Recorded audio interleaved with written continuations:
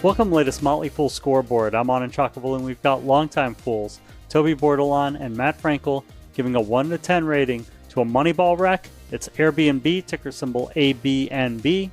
First, we'll rate the strength of Airbnb's business, including factors like industry and competition. 10 is invincible, 1 is hopeless. Toby's at an 8. Matt, you're a little more skeptical at a 7. Yeah, Airbnb, it's one of the few companies that I can name that whose name is synonymous with what it does, like Band-Aids or Kleenex. But the vacation home market definitely took a downward turn after the pandemic, not just in people staying there, but in terms of buying vacation homes.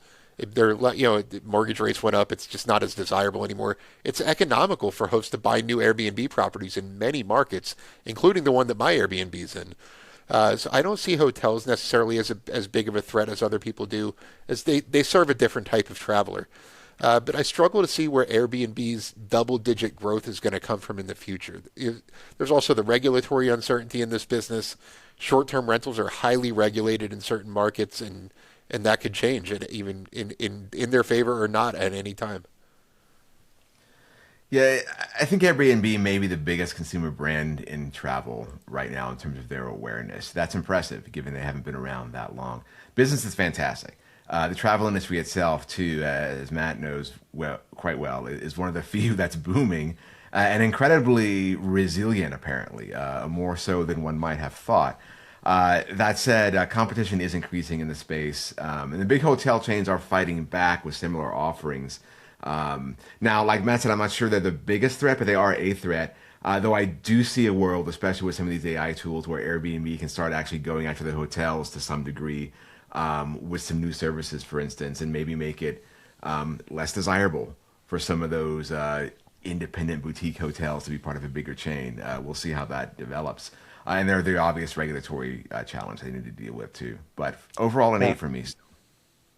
I love Airbnb as a user, and I think there's a lot of optionality in their business. So I'm with it with Matt on the 8, or with Toby on the 8 or higher. For management, a 10 is Warren Buffett, a 1 is Homer Simpson. Toby's at an 8. Matt, you're at a 7.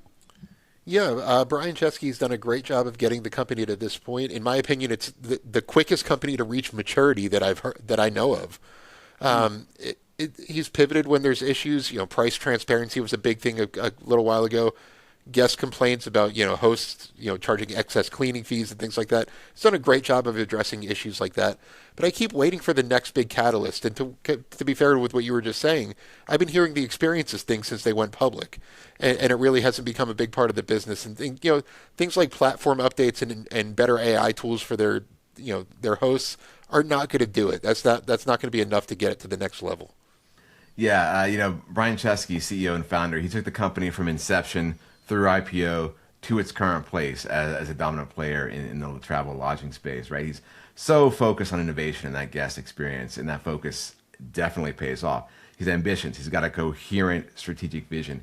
Now, I will say there are some negatives. As Matt noted, he hasn't quite been able to come up with that second act yet to take the company to the next level, I think, in the way we all want to see. So I give him an 8, but I can't go higher than that yet until he shows that, yes, he can do that. He can take it to that next level.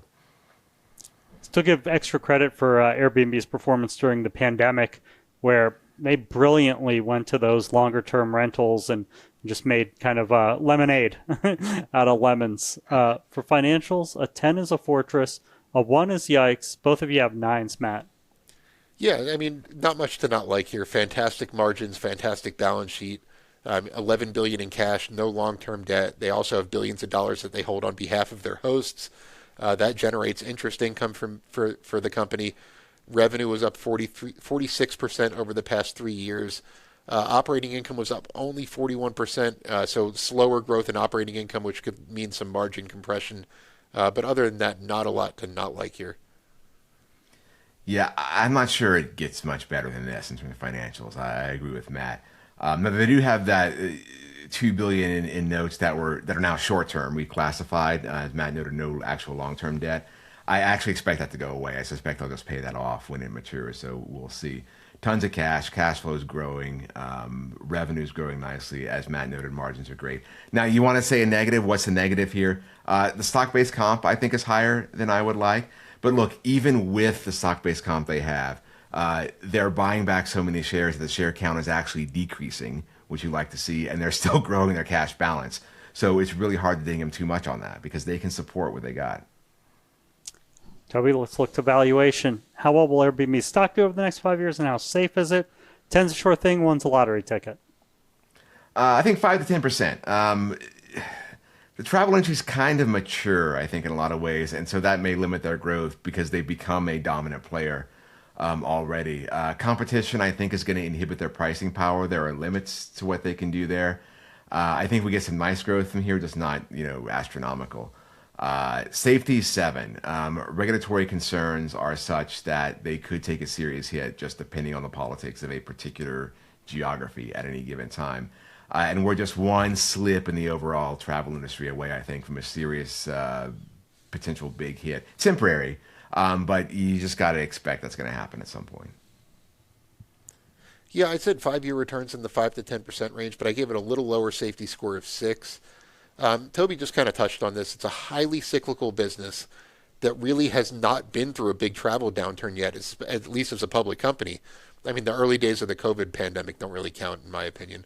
The biggest reason for my 5 to 10% return range, the stock seems a little bit aggressively valued, 25 times forward earnings versus what I expect for its growth over the next few years. So it's just a little aggressively valued. That's why I give it that low range. Thank you to both Matt and to Toby. They give an Airbnb a solid overall score of 7.1 out of 10. While high, that's lower than the 7.8 and 8.7 it's gotten in the past.